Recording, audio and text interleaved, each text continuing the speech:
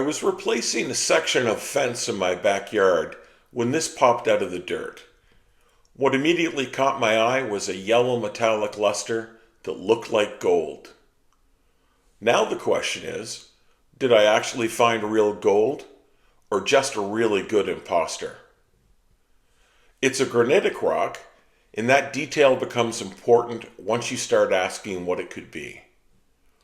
Gold can be found within granitic systems. When granite cools deep underground, hot mineral-rich fluids can move through cracks and fractures. And that's where gold can sometimes be deposited in quartz veins. Before we test it, there are 3 possible imposters: mica, iron oxide, and fool's gold.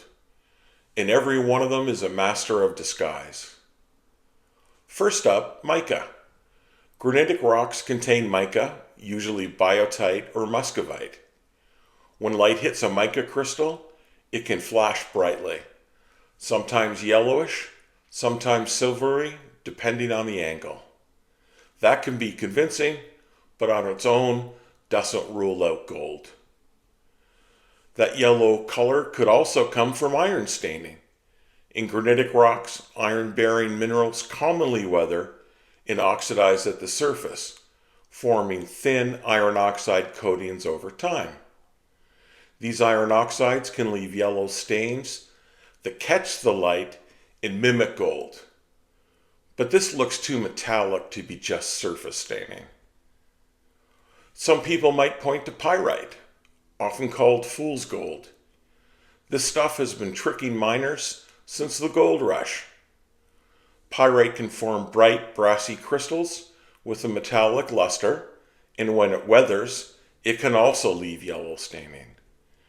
But in granitic rocks, pyrite is less common, and when it does occur, it usually shows distinct cubic crystal form, which isn't visible here.